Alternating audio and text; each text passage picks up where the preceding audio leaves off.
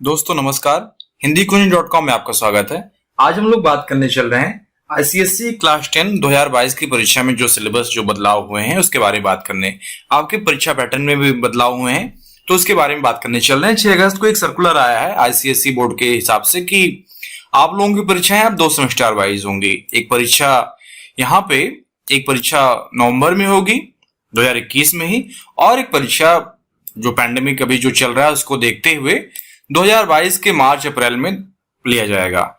अब इस semester wise आपकी परीक्षा में बदलाव हुआ है तो पहले सेमेस्टर में 40 नंबर का और दूसरे सेमेस्टर में 40 नंबर का प्रश्न पत्र पूछा जाएगा। तो पहले सेमेस्टर में देखिए साफ साफ लिखा हुआ कि एमसीक्यू बेस्ड परीक्षा होगी और ये ऑनलाइन ली जाएगी। पहला वाला जो सेमेस्टर जो कि नवंबर 2021 में ही होना है, ज्यादा समय बचा नहीं है इसमें। और दूसरे वाले में जो सेकंड सेमेस्टर होगा जो कि मार्च अप्रैल में होगा 2022 में, उसमें एमसीक्यू शायद ना रहे, वो शायद ऑफलाइन मोड में हो और वो जैसे पुराने जो रहे हैं जो सिलेबस का रहा है उसी हिसाब से लिया जाएगा। तो 80 नंबर का प्रश्न पत्र रहेगा, 40 नंबर पहले सेमेस्टर में और 40 नंबर दूसरे सेमेस्टर में।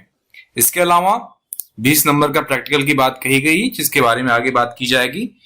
तो इसके बाद और भी एक आया है सर्कुलर, तो उसमें भी यही बात दूसरी बात कही गई है कि 2 सेमेस्टर के हिसाब से परीक्षा ली जाएगी और 40 नंबर का पहला सेमेस्टर होगा। अब हम आते हैं कि आईसीएसई हिंदी में क्या सिलेबस रहेगा। पहला सेमेस्टर 40 अंक का होगा, दूसरा सेमेस्टर भी 40 अंक का होगा। पहले सेमेस्टर में उसकी बात करते हैं जो कि बहुत जल्दी होने वाली नवंबर में, और वह एमसीक्यू बेस्ड रहेगा और ऑनलाइन परीक्षा उसकी ली जाएगी।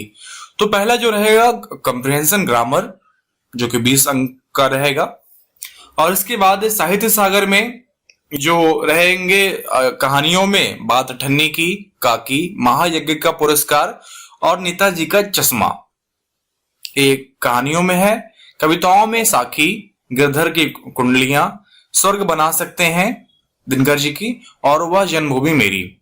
जिन बच्चों का नया रास्ता उपन्यास चलता है उनके लिए अध्याय 1 से लेकर 13 तक उनके नए रास्ते उपन्यास में प्रश्न रहेंगे।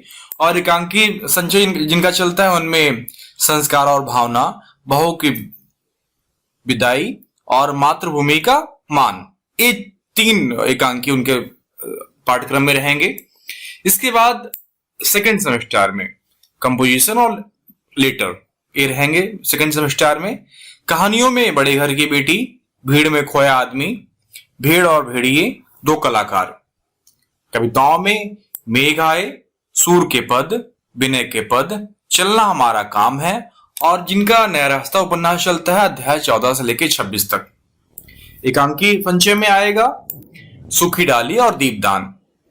तो इस प्रकार हम देख सकते हैं कि पहले सेमेस्टर में कहानियों में 4 हैं, कविताओं में 4 हैं, नया रास्ता उपन्यास में अध्याय 1 से लेकर 13 तक, और 3 एकांकी आएंगे।